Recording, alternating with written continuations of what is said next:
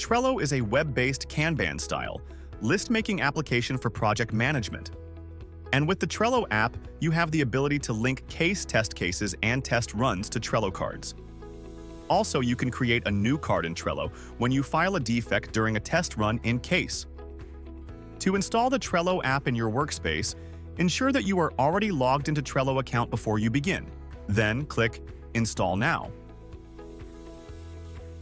First, click Allow on this page, then click Authorize on the next page.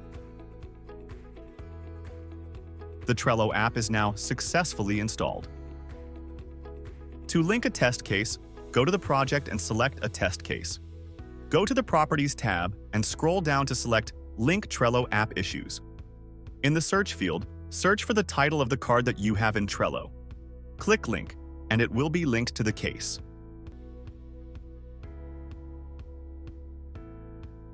If you want to unlink it from the test case, click on the X button next to the title to remove. To link a test run, select the test run you want to link and then click Select an Integration in the bottom right. Click Trello App. Key in the title of your existing Trello card and then click Search. Click the Link button and it will be linked to the run. To unlink it, click the trash bin icon next to the title. Finally, when assigning a status to a test case like Failed, Blocked, or Invalid, select Choose Integration and choose Trello.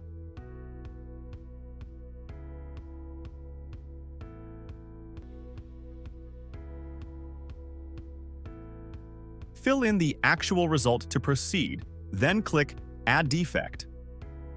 In this modal window, you can choose to link the defect with an existing Trello card by clicking Link, or you can create a new Trello card from the Create tab. To proceed, select the Trello board. If you have more than one board, you will find all of them here. Select the list and then click Create. Now the defect has been created and a Trello card has been created in Trello. The defect can be found in the Defect tab and also in the Defects section of your project. If you click the external issue, it will take you to your Trello board where you can find the newly created Trello card. If you have more questions on this or any other feature, you can check out our help articles and our FAQ section. If you do not find an answer to your question, or if you have any feedback that you'd like to share with us, just drop us a message.